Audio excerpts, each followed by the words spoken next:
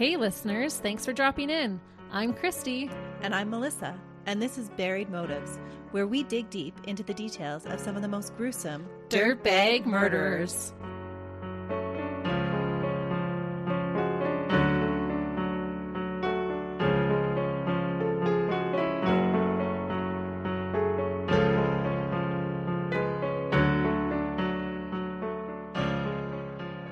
Hey listeners! Welcome back to Buried Motives. We're glad you're joining us for another week, and we really hope you checked out last week's episode with Kim Toller. How did you guys like that? Yeah, let us know under Dustin's case if you like the collaborations. That is definitely something that we can look at doing more of this year.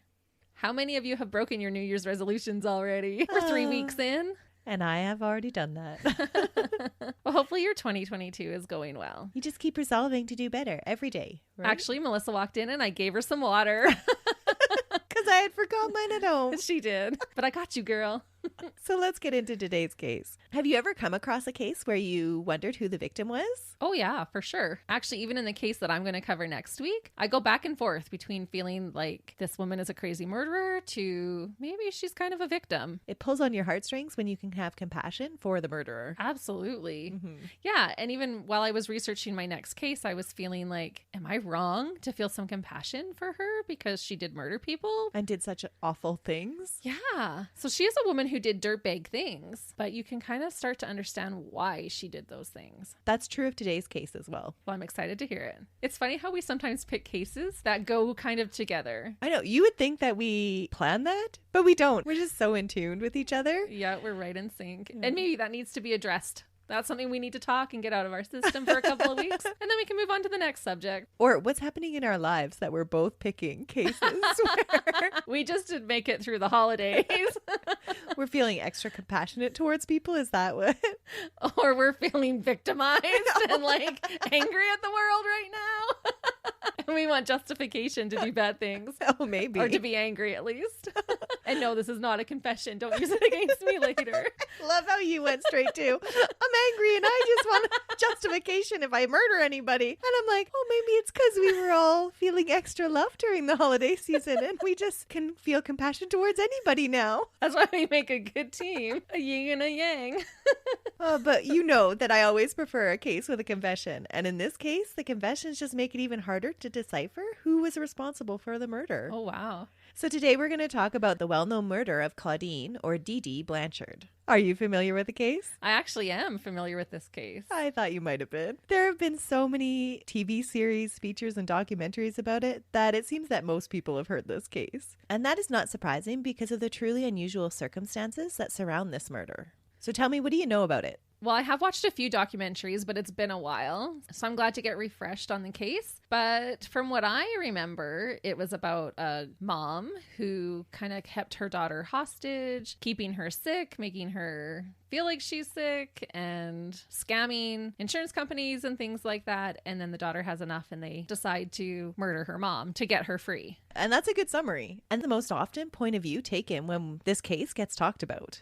Yeah, you kind of almost feel sorry for Gypsy Rose, and the mom who gets murdered is portrayed as the dirtbag. Because of the fraud and the abuse that Gypsy Rose suffered at the hands of her mother was so unthinkable, it's only natural that we want to know how and why it could occur. And for some, it even makes Dee Dee's murder seem justifiable, because she was so awful to her. Right. But today, we're going to focus on the one who actually wielded the knife, Nicholas P. Godejohn. Ooh, that's a new take. I'm excited. I'm curious if you believe he is guilty or responsible for the murder, or if he was just another victim of these very bizarre collision of circumstances for these three individuals. Ooh. Nicholas P. Godejohn was born on May 20th, 1989 in Wisconsin in the United States. When he was little, it was noticed that there was something a little different about Nick and the way that he interacted with the world around him. He was diagnosed with autism at an early age and received special education throughout his school years. He had few friends and found social situations overwhelming. He described himself as being gullible, and it was recognized that relationships were very one-sided with Nick, and that he was very stiff during interactions, which made him appear odd to others. Oh, that's a rough start. He had a low level of cognition and was considered to have a diminished capacity. Around the age of 14, Nick says that he began to notice something that he didn't recognize in his eye, a shadow that wanted him to know that it was there. Oh. His parents sought out help for him, and he was examined at the age of 15, and the therapist suggested that Nick had Asperger's, but didn't really go into any more of personality disorders. Oh, and is that a symptom of Asperger's? No, not at all. That's curious. And I think it's even more curious in light of his confession later on. Oh, okay. But all psychologists would kind of rule out that he had any kind of personality disorder, as his oddities were just due to his Asperger's. In 2009, this diagnosis was confirmed by a separate psychiatrist, and Nick was granted Social Security for it because of his limited ability for employment. So it was well documented that he had autism. Yeah, and it sounds like he was actually getting the help that could be provided for him. Yeah. In 2013, Nick pled no contest to disorderly conduct when he was caught watching porn and touching himself inappropriately at a McDonald's for over 7 hours. What? Yes. Oh, no. 7 hours in a 7 McDonald's hours. Yeah. where the kids are eating their little Happy Meals? Mm-hmm. Why'd they let it go on for 7 hours? I have no idea. And how does he have stamina for 7 hours? Apparently he has a lot of stamina because he talks about that later on. Oh, my Lanta. That's crazy. And what was he, a teenager at this time or? No, he's an adult. Ew, don't do that in a McDonald's, you guys. Let the kids play on the playhouse and eat their Happy Meals in peace. I think this is just, yeah, he's a creepy guy, and I think it shows sex is a motivation for him, or that he has a... He has a high interest in sexual pleasure. Yeah, but it also shows that he just doesn't have an understanding of that wasn't appropriate. Right. Right? He's in a public place fondling himself. Ew. And a McDonald's. Like, it's not like the women's department at the Bay. Like it's McDonald's. Well, it has free Wi-Fi, right? At McDonald's? Oh, right, because he's watching porn. Yeah. Ew. When he ew, was... Nicholas. Ew. When he was taken into custody, he was found to have a concealed small switchblade in his pocket. Maybe he was just playing with the knife. Yeah, that's what he was doing. No. But that's more why he was actually charged, was because he had this concealed weapon in his pocket. Can't bite my tongue on that one. Whether he was playing with his knife or his sword, he was charged for it.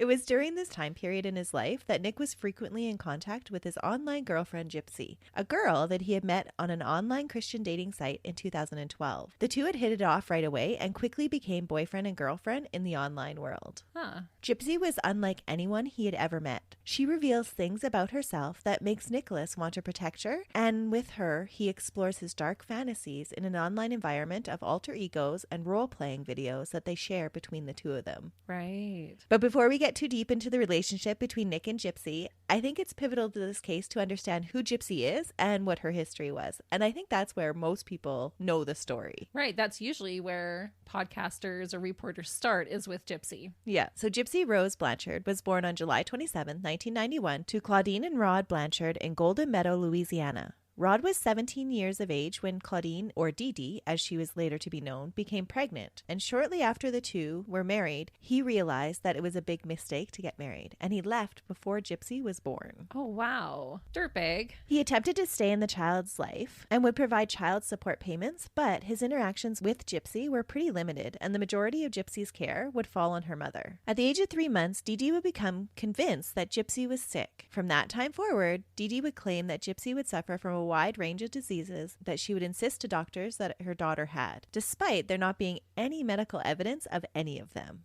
And these aren't little colds that Dee Dee's claiming that Gypsy has. She told Rod that Gypsy had leukemia and muscular dystrophy. Wow. And all of these things are things that you can prove with tests. For sure. But he obviously never went to the doctors and tried to get any information on his own. No. And Dee Dee was quite convincing. It wasn't just Rod that she pulled the wool over his eyes, but it was all these doctors as well. When doctors would start to ask questions and pry deeper into Gypsy's health, Dee Dee would change doctors or even clinics. She had training as a practical nurse and was very convincing when she presented her cases to other healthcare professionals. She was so convincing that Gypsy was operated on repeatedly because of Dee Dee's claims. What?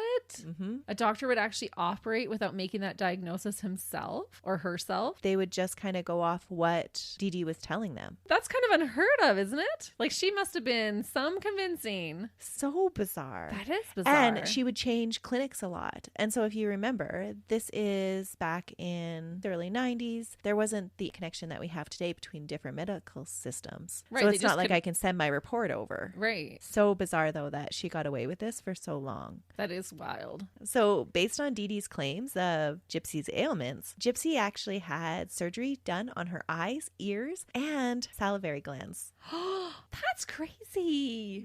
There was a lot of the things that she would claim were a result of Gypsy's muscular dystrophy, but she had biopsies done and all of them were negative. She Well- never had muscular dystrophy. And when they went in to operate, wouldn't they have seen that there was nothing to fix? You would think so, but this Yeah. just kept happening over and over. The She's system just- failed. Yeah. Or she was just able to detect all the crackerjack doctors out there. Maybe you would get good at finding the ones that you knew were going to believe you. Right. And just wanted the payday, maybe. So because she claimed that Gypsy had muscular dystrophy, she made Gypsy use only a walker until she was at the age of 7. And then when Gypsy was 7, she was in a minor motorcycle accident with her maternal grandfather. By Gypsy's account, she skinned her leg during this accident. Her mother rushed her to the hospital, and when they returned, Gypsy was in a wheelchair at the urging of the doctors, or so her mother told everyone else. And from that time forward, Gypsy would be confined to a wheelchair. That is so sad. Yeah. For a little scratch on her leg. Right from a very early age, Gypsy was made to believe that she was an invalid. I wonder if her mom enjoyed the attention that she got being a single mom with a sick child. I think that's exactly it.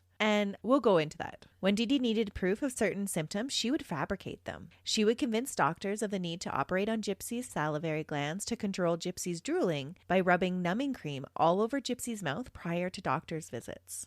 And so then when they went into the offices, Gypsy would be drooling because she couldn't control her mouth because it was frozen. Oh my goodness.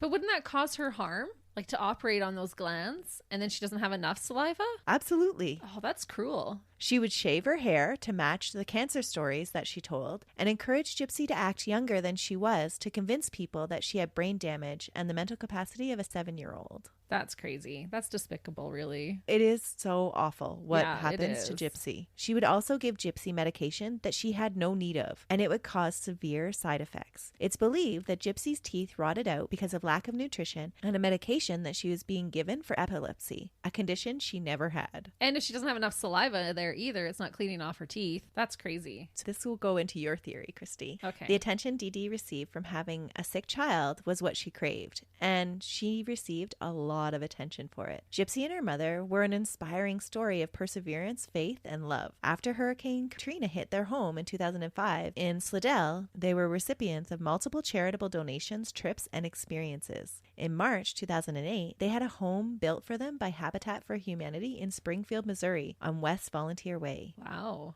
So they were really cashing in on this sob story of this single mom raising her daughter Who's wheelchair bound. and had all these ailments and needed all this money for medical treatments that, in fact, she never actually needed it in the first place. Right. And they just lost their home to Hurricane Katrina, too. And Dee Dee would tell the story that Gypsy's dad was this deadbeat, drug addicted, abusive person that they were hiding from. Oh, my goodness. And in fact, the whole time he was sending them child support payments. Shame on her, because that is such a horrible thing when that happens, when a woman has to flee a domestic violence case. And so to lie about it, that just gets me riled when women do that. Well, it just makes it so that other people won't believe people that are actually in those situations, right? Right. Yeah. It's so awful. And so when we talk about like who's the victim in this case and who's the dirtbag, definitely Dee Dee was a dirtbag. For sure. But does being a dirtbag warrant getting murdered? That's the real question. And I think we would all agree that no, it doesn't. Murder's never the answer. No. But I want you to remember that statement because that also applies to Gypsy then too, that murder is never the answer. Because what she goes on to decide is to kill her mother. Right. No, I still agree. Like, Yeah. murder is not the Not answer. the answer? Yeah, there was 100 other things Million other There was a choices. million other choices, like our friend Kim Toller says. Yeah, that she could have taken. So over the course of her childhood, Gypsy was seen by over 150 doctors, and all of the documented reports say that the history of illness was provided by mother. So very rarely would Gypsy actually ever say anything during her doctor's appointment. She was just told to play quietly as a child. Wow. Well, and she wants her to appear younger. And that's what a younger kid would do, just play and let mom talk. There were people that raised questions about the mother-daughter pair, but not many. Most were under Dee Dee's spell. There was one pediatrician who actually felt that Dee Dee might have Munchausen's by proxy, and it's largely believed that he was accurate. So Munchausen disease by proxy is now known as fictitious disorder imposed on another. It is a disease characterized by a caregiver that fabricates or causes an illness or injury to a person under their care for attention or sympathy, often subjecting the victim to unnecessary medical treatments. Yeah, that totally fits. Yeah, I would strongly agree. Yeah. that that's what she had. Gypsy's then believing that she has all of these illnesses. I think that's where the question comes in. How do you believe that you can't walk when you actually can? That's true. But you can be indoctrinated at a very, very young age. I was going to say, if that's been ingrained in you since you were young, would you even try? But how much did she know that they were getting? And how much did she understand what her mother was doing was wrong? Right. Especially as she becomes an adult. When Gypsy turned 18, Dee Dee had legal papers drawn up that said that Gypsy was incompetent to make her own decisions based on her diminished mental capacity, and in that way retain control over all of Gypsy's life. Yeah, that's crazy. And crazy enough that she actually convinced people that this child, or actually now this grown adult, could not make decisions for herself. Wow. Because to do that, usually you have to interview that person. And so Gypsy's story was so convincing that a judge actually granted this. Right. And so Gypsy must not have protested. No, she had to go along with the story for this to happen. Yeah. And actually on her 18th birthday, her dad called to say happy birthday, and Dee Dee asked him not to tell Gypsy that she was 18, that she believed that she was 14 at the time. That's how messed up her perception of reality was. Right. And if you're being lied to your whole life, how do you start to know what's real and what isn't? Right. Dee Dee actually had her believing that she was 4 years younger than she actually was. Wow. Mm-hmm. Well, she probably wanted those payments longer. And she had tried to keep Gypsy looking like this little child the whole time. And she actually withheld food to make sure that her stature was smaller. Oh. Yeah. And it does work. She looks a lot younger than she is. Well, and she has this really, really high-pitched voice, so she just naturally sounds younger as well. Yeah. In February 2011, at the age of 19, Gypsy and Dee Dee attended a science fiction convention. At the time, Dee Dee was portraying that Gypsy was only 15. According to Gypsy, she tried to escape her mother during this convention by going back to a hotel room with a 35-year-old man that she met online and had been communicating with. Ooh. So I think that this really plays into she didn't like the life that she was having to live. Right. Because she did try to escape. Well, and let's face it, she is a victim right now. Absolutely. Yeah. Yeah. Her mother interrupted the interaction, though, and provided fraudulent paperwork to say that Gypsy was a minor. And the man let Dee Dee take Gypsy with her. Oh. So when Gypsy convinced this man to help her get away, he thought he was helping an adult. Which he escape. was. But Dee Dee showed up and showed him paperwork that said she was only 15. Yikes. And of course that would scare him away. Like, Yeah, I'm not and so getting he's like, involved with a girl who's 15. That's right. So yeah, you need to go home with your mother because you're only 15. That's crazy. Mm-hmm. And there were reports that when she went missing, it was this huge thing that this man was taking advantage of this poor girl that needed protection. And this man was a complete dirtbag. And really, he was trying to help somebody that actually needed help. Yeah. That is sad. And looking back, all of this could have been avoided if he was able to successfully help her get out of the situation. But I do find it interesting that they went back to his hotel room and... Yeah, but she was 19. I mean, yeah, it's creepy, but she's 19. But knowing what goes on later between her and Nick, I think it also tells you a little bit about Gypsy's personality. And maybe she isn't as innocent as everybody assumes she is. Right. Play the damsel in distress, which she kind of was, though. So even saying that, I don't know if I feel right saying that. But getting that attention from men, knowing how to get that help from them. It's crazy. And this is one of those cases that you're like, I don't want to victim blame. But at the same time, to understand what's actually going on in their minds is so difficult. Right. But I guess, like you said, the question is, how much did Gypsy know? Right. But if she's trying to get away. Doesn't that tell you, though, that she had some idea that this wasn't an okay lifestyle if she was trying to get away? Yeah, it does for sure. Yeah, there's a lot to consider with this one, right? There's so many different avenues. Yeah, because I feel like my middle daughter is 18. And if she wanted to leave, I could not stop her. I don't think I could hold her back. You know, like, Yep. How could I actually stop her from leaving? It's true. Other than like chains, you know, like, well, and then that's a whole nother story. It's funny that you say that because Dee Dee was furious after this incident, and she actually caused a public spectacle at the convention, going as far to smash the family computer with a hammer and would no longer allow Gypsy to interact online with any of her friends. Right, because she met this guy online. Dee Dee was getting more and more abusive towards Gypsy. Gypsy recalls that it was in 2011, so around the time of this convention, that the physical abuse started. Dee Dee would hit her with coat hangers and chain her to her bed for weeks at a time. So she would chain her. She actually did have to restrain this 19-year-old to keep her at home. That's crazy. Mm-hmm. See, and then that supports the idea of her being a victim. It does, but it does show that she knew what they were doing was wrong, but she still continued to go along with the story. But did she have much of a choice if she's being beaten and chained to her bed? You wouldn't think so. No. And Stockholm Syndrome is a huge thing. And then if that's your mother, like that's out of control. There's so many different layers to this crime. Crazy. Mm-hmm. After the incident with the older man, Gypsy got more and more sneaky about her online interactions, fearing her mother's wrath. She created a fake Facebook page under the name of Emma Rose and confessed to her closest friend that she had met a boy on a Christian single dating site, christiansdatingforfree.com, in 2012. At the time, she believed that she was only 18, and Nick at the time was 24. During their online interactions, Nick introduces Gypsy to the idea of alter egos. He was a 500-year-old vampire named Victor and had a dark side. Gypsy claims that she would come up with her own alter egos just to please him. The two would use their alter egos to escape their reality. In an online world, Nick was not socially inept, but was a confident and powerful person. Gypsy's alter egos took multiple forms. Kitty was her childish side.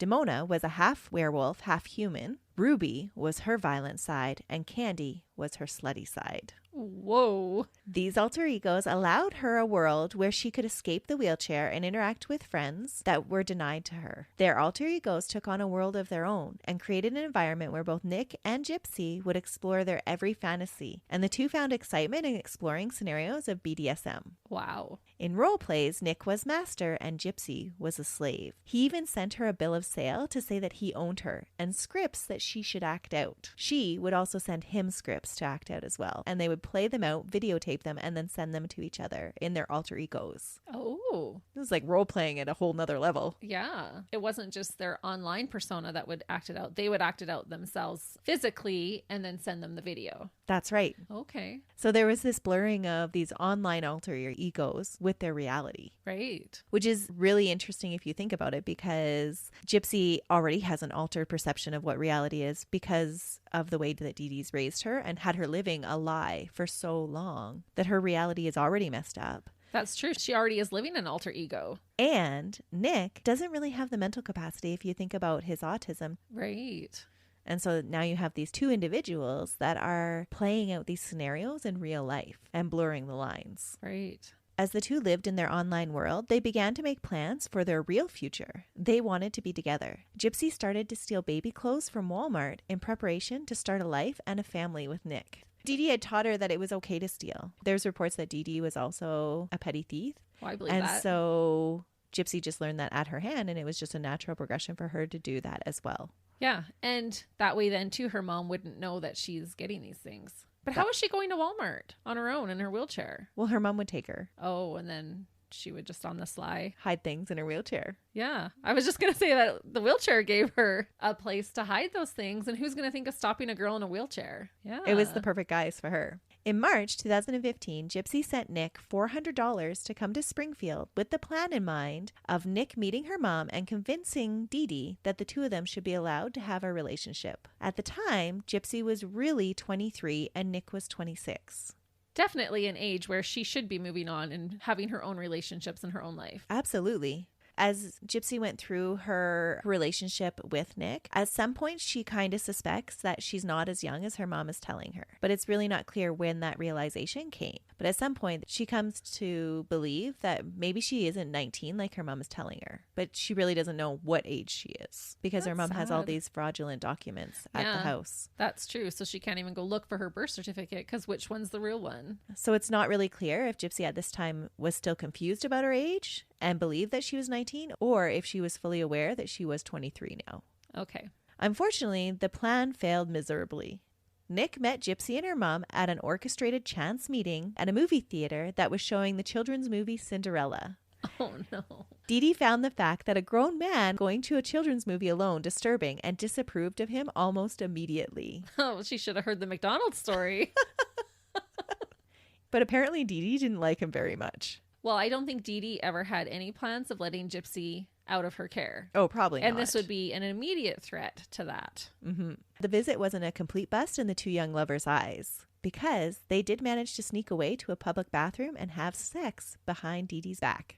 And this is the difference between their confessions. By Nick's account, it was Gypsy's idea to pull him into the bathroom. And by Gypsy's account, they just had sex. See, and that's just the thing, too. Like, if you're in a wheelchair, it's not that easy to just run into the bathroom if you can't walk and have sex. I would imagine that there would be some semantics to that.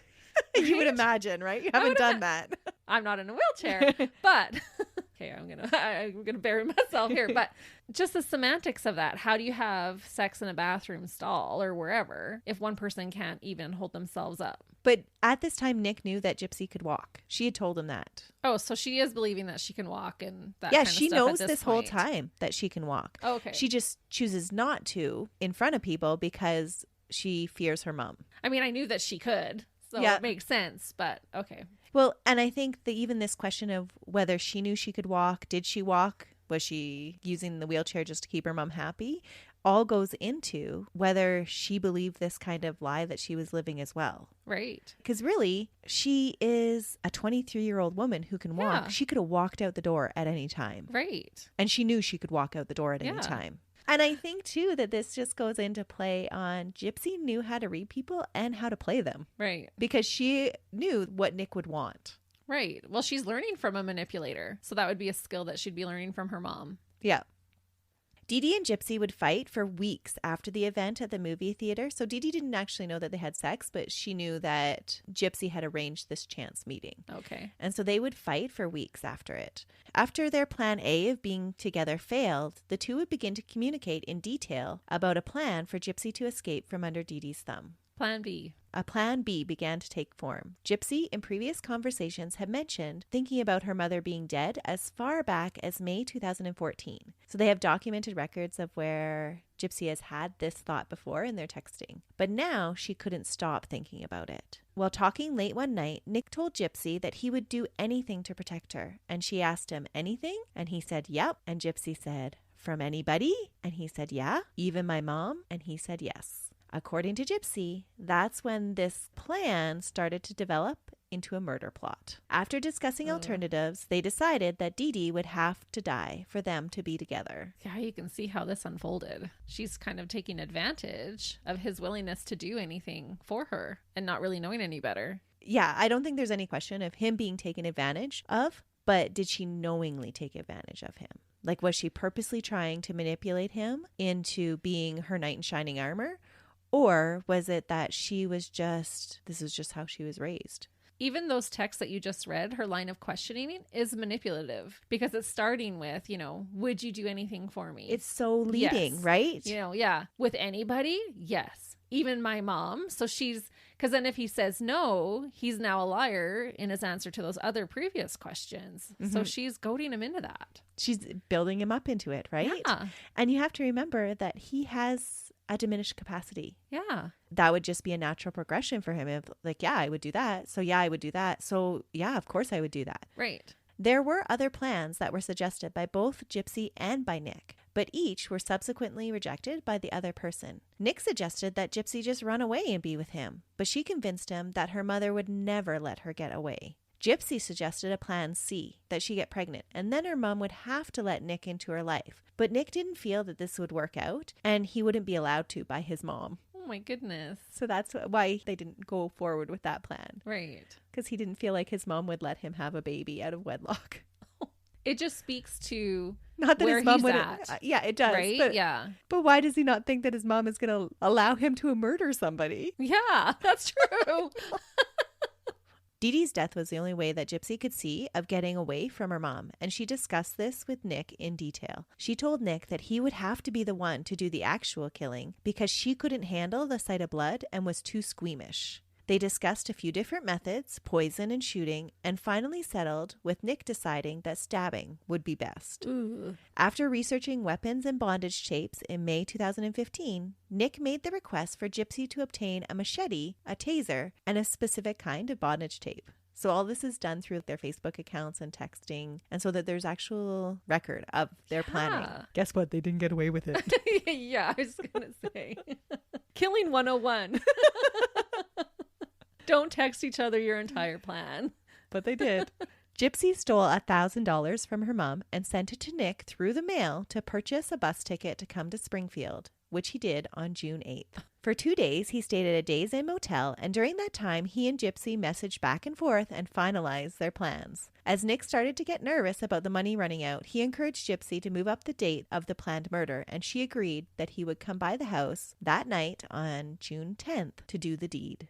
So after deciding that they would move up the date, they discussed what she would be wearing when he arrived, and she provided some encouraging words to him. Ooh. So there's this whole sexual undertone of their whole relationship, which I think goes back to him masturbating at a McDonald's. That was like a motivating factor for him. Yeah. Around 3 a.m. in the morning on June 10th, Nick came to Gypsy's house wearing a black spring jacket over a black clown t-shirt. No. Yep. Ooh. I thought that would creep you out. Ooh. He was also wearing black pants and white tennis shoes. If I ever get murdered by a guy wearing a clown t-shirt, I'm going to be mad. Christy does not do clowns. No. Gypsy met him at the door, handing him a black and red serrated fishing knife with a 6-inch blade that she had previously stolen from Walmart. She had thought the machete would be too difficult to steal, even in her wheelchair. Gypsy gave Nick gloves and had him put them on before handing him the knife. He immediately walked down the hall and paused briefly before entering Dee Dee's room to reflect while Gypsy hid in the bathroom. He entered the room while Gypsy's mother was asleep, crawled onto her frame and straddled her back, and began viciously stabbing her repeatedly, calling out, "You're dead to me. Stop resisting. You know you're dead. And don't get between me and Ruby." By him calling out Ruby's name, you see the blur of these online alter egos. Right. And she was behaving like Ruby that day, right? Because that's her violent one. That's her dark one. Wow. Mm-hmm.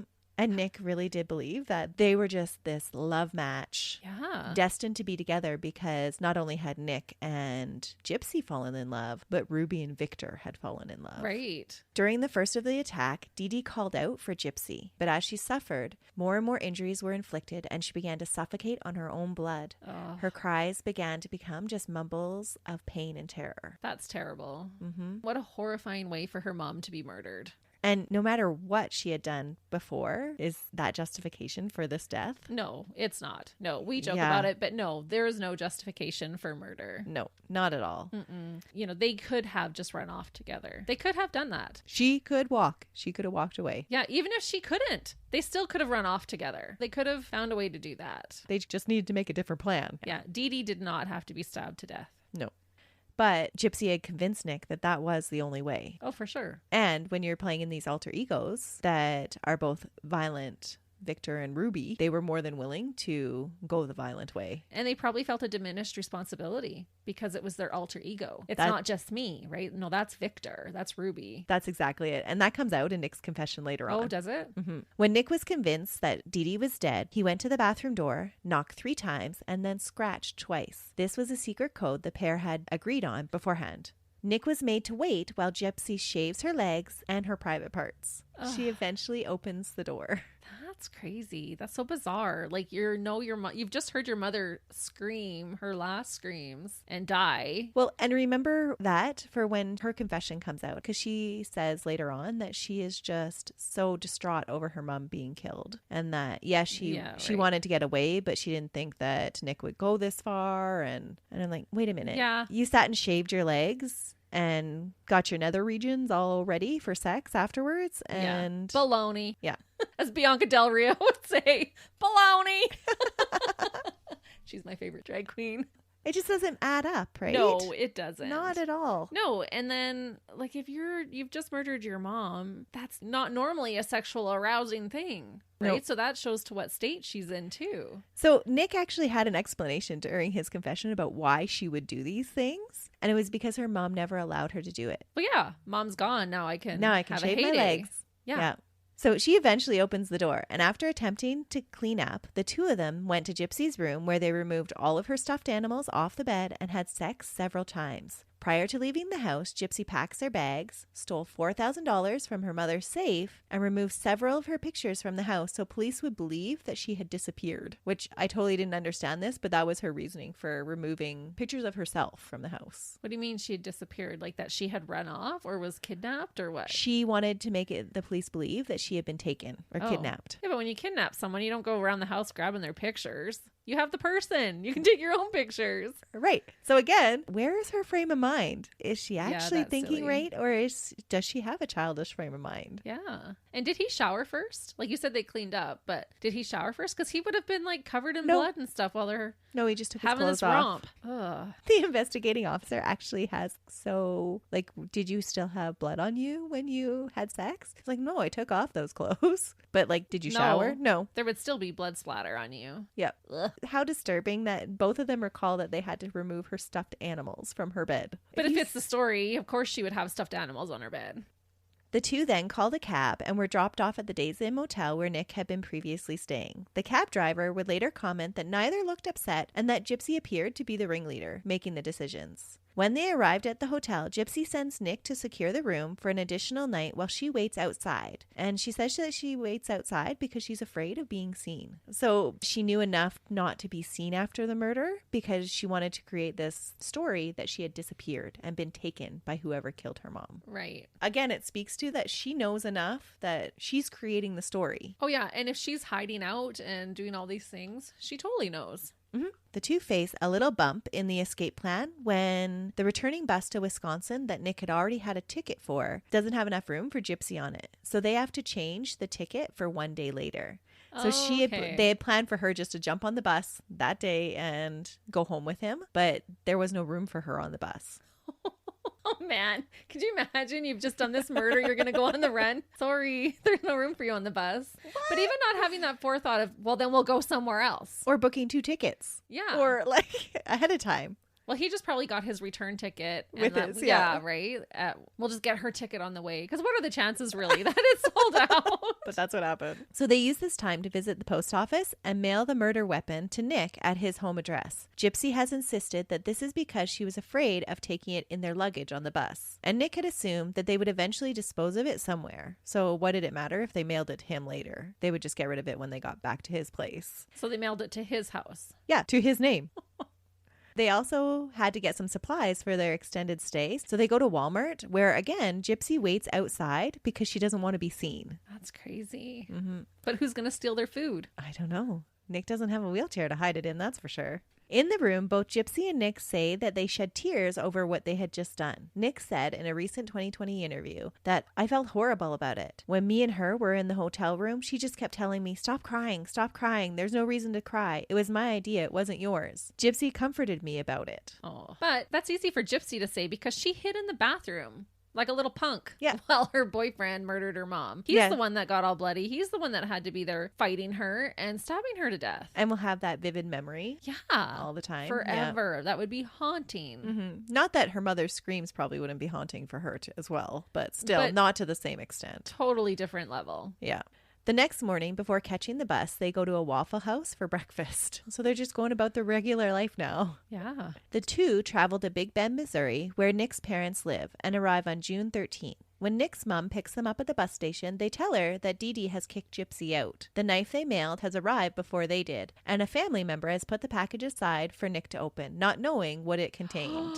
They hide the knife in Nick's closet and hang out for 2 days. Can you imagine being that mom? Like, hi, dear, welcoming his girlfriend, with open arms and... How awful. This package of this murder weapon sitting on your kitchen counter waiting for him to come home. Ugh. I wonder what her thoughts were after.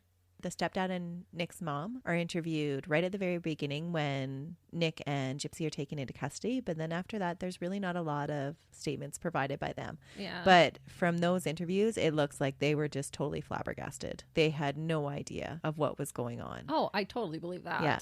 They both admit that they knew that Gypsy could walk because she walked as soon as they saw her. Yeah. But they didn't know all of the past history, that she was supposed to be in a wheelchair or that they had committed this murder or planned it or any of the alter egos or anything like that.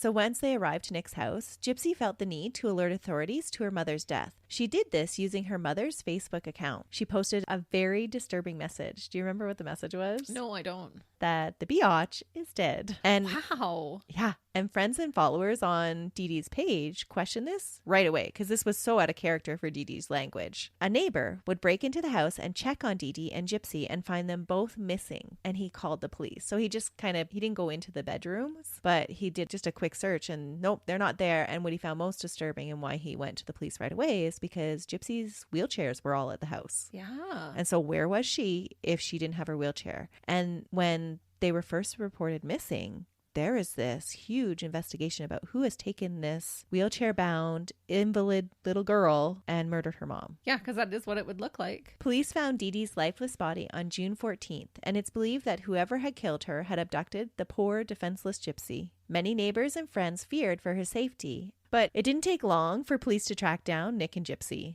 They had not been very effective at covering their trail, and the Facebook post had been traced to Nick's home in Big Bend, Wisconsin, using his IP address. Of course. So they knew exactly where to go. Yeah, and even if you have a missing person, you're going to look into their Facebook history, all their social media accounts, their messages, and they're going to see it all right there. That's right. When police surrounded the house with an armored vehicle and a canine unit, the two would-be lovers hid in the closet and jointly came up with a plan about what they would tell police. Nick's mom and stepfather were shocked by the revelation that the two were suspected of murder and couldn't believe that Nick was involved because they had never known him to be violent in the past. The two acted completely normal the whole time they were in their presence.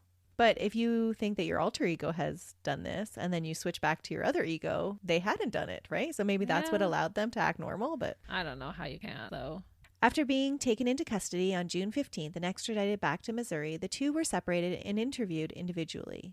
The interrogation between the two suspects reveals different versions of how the events played out. And the tactics used by each of the different interrogating detectives were very clever and smart and are really well suited to extract a confession from each of the suspects. These confessions were done so well. It's really, really impressive what the police did. Oh, good. But it's during the confessions that you actually start to wonder, okay, who is actually in charge? Who was actually manipulated? Who actually has responsibility for this murder? Gypsy was interviewed on June 15th at 11 a.m. and the interview lasted until June 16th at 3 a.m. in the morning. Oh, wow. It was a long interview. There was a temporary trip to the hospital to have Gypsy medically cleared because all reports was that she was this invalid that hadn't been taking her medication. Right. All of it was left behind in the big cupboard that Dee Dee had for her. Their medicine cabinet was actually a closet, not a over the sink medicine cabinet, but an actual full closet. I believe it. Yeah. If you have all those pretend ailments, you're going to need a lot of medication. But everybody was super worried about Gypsy, and so they actually took her to the hospital to have her medically cleared. Yeah, to clear their butts too. They would have to do that to make sure.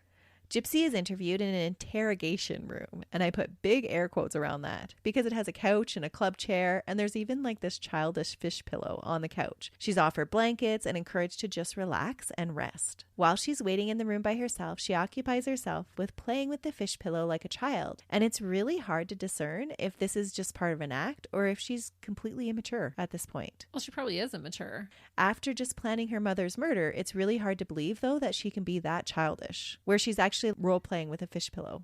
Yeah. It's so bizarre.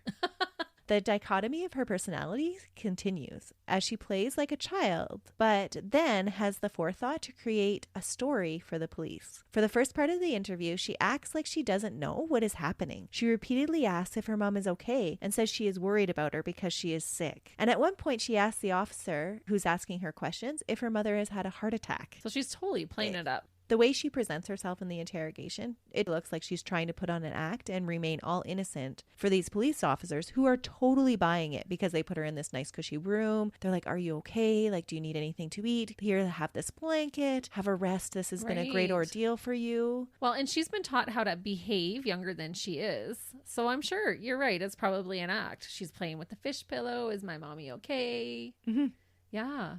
As the interrogation continues, the officer works away at her resolve by telling her that she doesn't want to let down all the people that love her and want to care for her, and that no matter what she has done, they will still love her, that they just need to know why her mom is dead. So that's the tactic that this police officer uses, and it works really well with her. She eventually breaks and begins to tell the story about how her mom and Nick didn't get along and that she is worried that he hurt her. So she's just throwing him under the bus. Mm-hmm. She creates an image of Nick as a radicalist that was on a mission to protect her from her mom, and that he was a dangerous person that her mom had a sixth sense about because her mom told her that he was a head in the closet kind of person. When she starts to open up about the murder, her recollection is different from Nick's recollection and the evidence that would later be presented in court. So her story isn't substantiated. She tells police that Nick locked her in the bathroom and nods her head when the detective asked if she tried to stop Nick from hurting her mom. She claims repeatedly that she didn't know how violent he was, saying, "I loved him so much, but now maybe he can get help for his violent ways." Oh my goodness.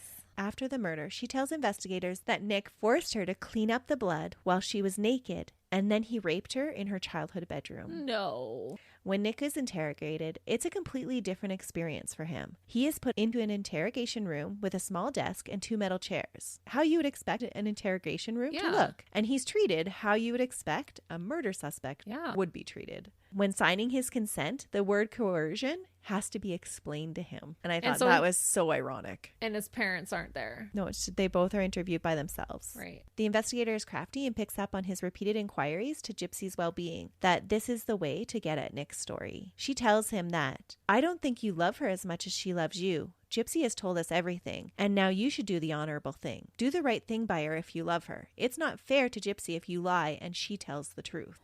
And little does he know that Gypsy's actually throwing him under the bus. That's right. And at this time, it could be totally plausible that the police believe that Gypsy is telling the truth and it is Nick that's lying. Because at this time, they don't know that her illnesses are all made up. Yeah. And so maybe they really were trying to say like, okay, just come clean. You know, she's already told us the truth. Now you need to tell us the truth. Right. So after this lecture, Nick almost immediately starts spilling the story about how and why he murdered Dee Dee. And if he's been told that Gypsy's told the truth, he's just going to tell the truth. He's not going to go with this story that she fabricated because he doesn't even know what it is. No. And I don't think that he has the mental capacity to actually have that forethought to come up with a story to protect himself. Well, maybe though. I mean, he can come up with alter egos and storylines that way. Yeah, that's true. Between his declarations of love for Gypsy and saying that he worships her and that he would do anything for her, he tells the investigators that he stabbed her mom at her request and that he made more holes so that she would die faster. He remembered stabbing her at least 4 times really deep and slit the back of her neck. But in actuality, she was stabbed over 17 times. Oh. During the attack, he cut his right hand in the frenzy and he expresses remorse, but says that he is happy that Gypsy is free from her mom's abuse and that he truly believes that this was the only way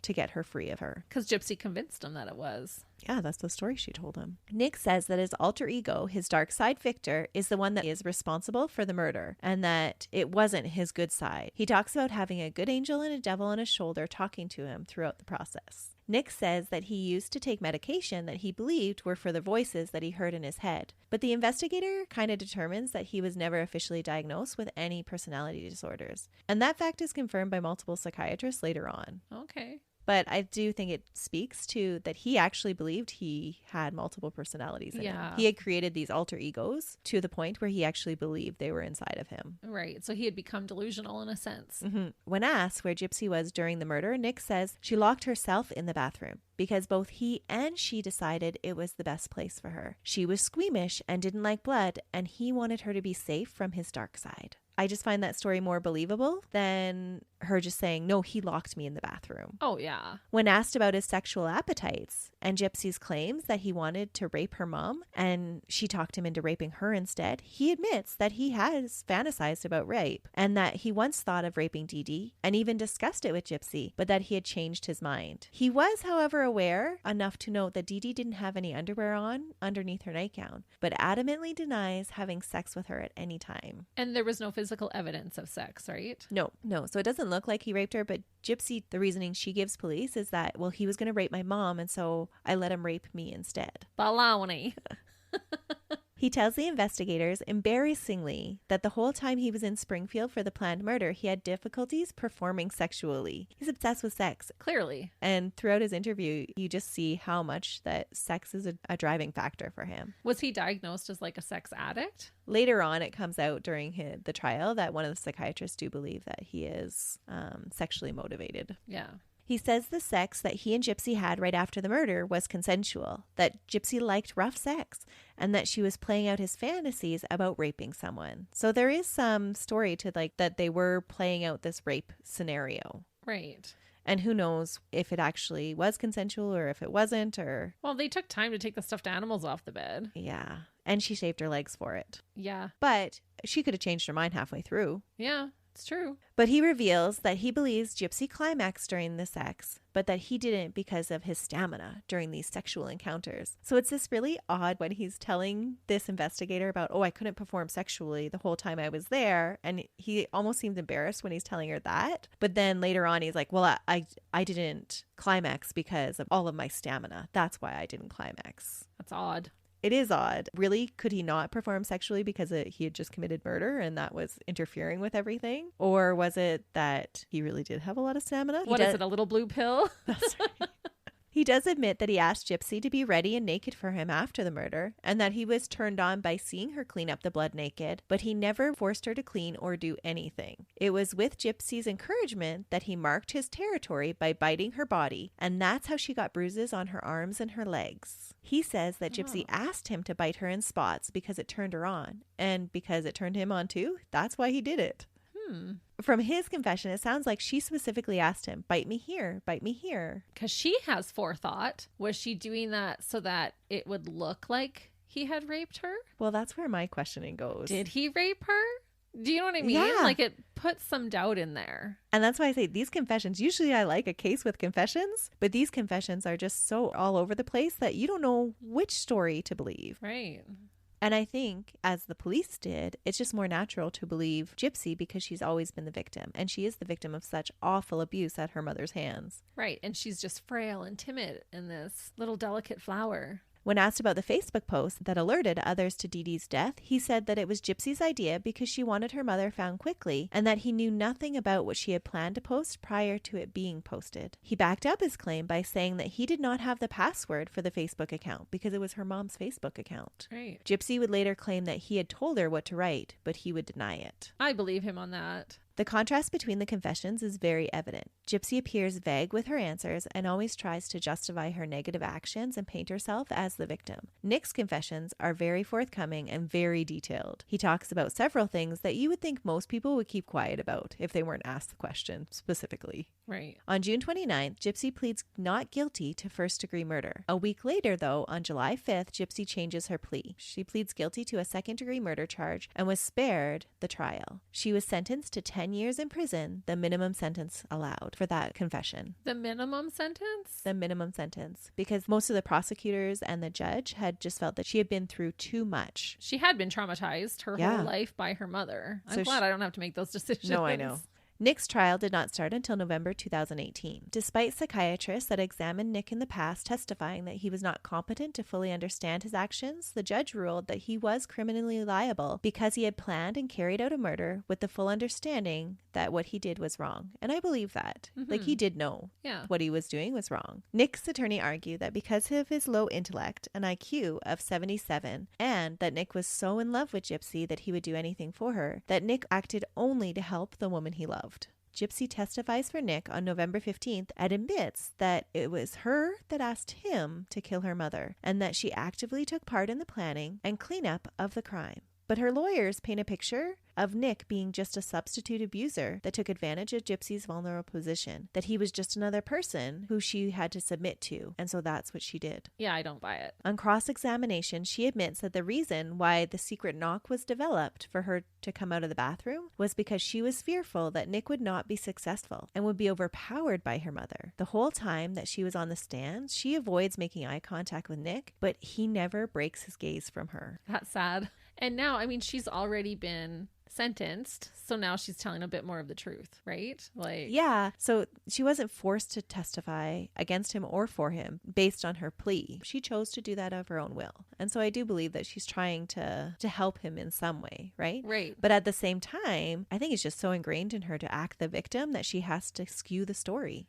Yeah, for sure. But it is interesting that she got sentenced, like tried and sentenced first, because if her trial was still coming, she probably would have testified against him. Oh, probably. Yeah, that was smart how they orchestrated even that. She needed to be tried first, or she would have kept throwing him under the bus. Yeah. During his trial, text messages between Nick and Gypsy reveal that the two discussed sex, the murder weapon, and Dee Dee's sleeping habits in the week prior to the murder. Nick reassures Gypsy that he will not fail, saying, "Honey, I've got you. I'm ruthless, and my hatred of her will force her to die. It's my evil side doing it. He won't mess up because he enjoys killing." Nick is found guilty of first-degree murder after only 2 hours of deliberation. And on February 22nd, 2019, Nicholas P. Godejohn was sentenced to life in prison without the possibility of parole and a concurrent 25-year life sentence on the charge of armed criminal action. Wow. So he gets the maximum. Yeah. And I just find this murder is so tragic on so many different levels. From the abuse that Gypsy suffered at the hands of her mother, which could be a whole episode in and of itself. Oh, for sure. To the questions about who was the mastermind and who, if anyone, was taken advantage of. Yeah, absolutely. Right from being taken into custody, Gypsy was treated like a child and a victim of the situation, and treated very differently than Nick. And because of the abuse she suffered, she was given more sympathetic treatment and ultimately sentenced with compassion. Yeah. And the one thing that still continues to stick out to me is from his original interrogation, Nicholas's story has not changed significantly. But there were several incongruencies with Gypsy's account and where she puts the blame and how she chooses to spin the tale. Which would lead us to believe that he's being more truthful. Yeah, but he's the one that gets the maximum sentence. So is that justice? Yeah, that's a tough one. Yeah, okay, if you're looking at him individually, yeah, that's justice. But her not getting the maximum sentence is maybe where the injustice comes from. But then you can see how they take into account her whole life of abuse. Right. She was beaten and chained to a bed. But was he manipulated any less by Gypsy than Gypsy was manipulated by her mother? That's true. So how come that wasn't taken into account? I don't know. He didn't have the background abuse from her. Right. I don't think he was manipulated any less. It's pretty clear by her actions that she did manipulate him. Yeah. Oh, absolutely she did. Whether that was knowingly or not. Because Right. I'm still not convinced that she knowingly manipulated him, or if that was just how she was raised and that's how the only way she knew how to do things. Yeah, that is what she was taught. Gypsy has appeared in many interviews and sold the rights to her story over and over again. And it's pretty apparent that her story changes a little every time to make herself appear better in the public eye. So she was able to profit off her crime. And she's actually writing a book right now. Wow. Gypsy is currently in custody at the Women's Eastern Reception Diagnostic and Correctional Center in Vandalia, Missouri. She is perfectly healthy and flourishing. While she admits what she and Nick did was wrong, she doesn't believe that she should be punished as severely as she was. As severely? 10 years, honey. For murdering somebody. Your mom. Yeah. Even if she was a dirtbag mom, you still had your mom murdered. In prison, she says she is happy and enjoying more freedom than she ever had living with her mom, which is so sad. Yeah, but believable. Yeah. She is allowed to pursue interests and relationships and is, in fact, engaged to be married to a man named Ken. Really? I did not know that. The two met through a pen pal program, and the date of the wedding will be sometime after she is released from prison. She will be eligible for parole at the end of 2023. And Soon. It's very likely that she'll be released then. During visits with her father and stepmother, they say that Gypsy is still caught in small lies as she tells them about her life. Gypsy admits when asked why she didn't come forward and tell people about the abuse, she says that she was afraid that we were going to get in trouble. Yeah, so that's because look at all the things that they've gotten for their lies. Yeah, I can see that, really. Gypsy said the line between right and wrong was kind of blurred because that's the way I was taught. I just grew up that way. Yeah. Of Nick, she says, he was very much like my mother in certain ways. Both of them were very controlling. And I feel like I was trained my whole life to do what I was told. I feel like he wanted that for a girlfriend. And so that's why she did all those things with him. It's not because she wanted to, but she was fulfilling a role for him. So it's hard to say if that's actually... It is hard to say. She had all these alter egos. Maybe that was one of them. Yeah. It does make me question if the way she was raised and the skills she learned at her mother's hands have been used to her advantage, though. And if it was done with intention or not. Her past and her mannerisms and the appearance of being a victim earned her a minimum sentence for her plea. And all would probably agree that that is justice because of what she suffered. But doesn't that make you question if everyone has bought into her act and forget that she actually orchestrated the murder of her mother when she was perfectly capable of coming up with an alternative plan? Oh, for sure. I think that we need to keep in mind that while Nicholas Godejohn wielded the knife, he was the one with low functioning emotional and social intelligence, and there was no mercy in his sentencing. No, it's true. Yeah. I do feel like she should have got the same as him. They both planned it. Or more similar, at least. Yeah. Because you do have to take into account her abuse. But there were other options. There were ways for her to get away. And with Nicholas, she had a venue to get away. Yeah. He could have just picked her up in the night. She could have snuck out, taken her back to his parents, told them the whole story. They could have helped her get some help. There was definitely easier and better choices to be made. Absolutely. But they chose instead to go with these alter egos that then they just kept pursuing more and more violent ways. Yeah, they just got wrapped up in that. And so why is she not as responsible just because she was abused in her past? Right. Of making good choices. Right. And how much of our past can we use as an excuse? And by all accounts, then, if she should be given a lighter sentence because of that, he should have been given a lighter sentence because of his deficits. Yeah, I agree. In a rare interview after his conviction, Nick says that he won't judge Gypsy for telling stories, that he still loves her but is no longer in love with her. He defends her by saying that she was brought up to play the victim and to lie, so that's what she's continuing to do. He regrets killing her mother, but is still happy that Gypsy is out of the abusive relationship. He says that he regrets exploring the darker side with Gypsy, and ultimately, because of how far I went, I feel like she's betrayed me and I feel like she's abandoned me. Yeah, she has. She, right from the start, was throwing him under the bus. And she's going off to get married, and here he committed murder for her because he loved her so much. And now he's gonna die in prison. Yeah, and she gets to get out and live on with her life. Wow. Does he have possibility of parole or no? No. Oh. No possibility of parole. Wow. And that is the perplexing case of Nicholas Godejohn, who murdered the mother of a woman he loved to free her from a lifetime abuse. Dirtbag or no? I don't know. They're all dirtbags in their sense because of what they all did. That's a tough one. That's a crazy case. And it was nice to hear more of Nicholas's side of the story. I think that it's important to tell that side of the story. And I think when you watch all the documentaries, you forget they're written from Gypsy's perspective with her rights to the story. Right. So it's her story. And his story really hasn't been told a lot. When you go back and actually watch those confession tapes, it's very evident, at least to me, he's just as gullible as she was. Oh, absolutely. Yeah, if not more so. Yeah, he is definitely, I mean, he's the murderer, but he's also a victim. Well, thanks for giving me a little bit more insight on the murder of Dee Dee Blanchard. It's always fun to look at an old case through a different perspective. It's true. And check us out next week when Christy has another case. Definitely. There's a lot of dirtbags in the next case. Well, I'm excited to hear it next week. Well, that's it for us this week. We hope you guys have a wonderful week coming ahead, and we will be back. See ya. Bye.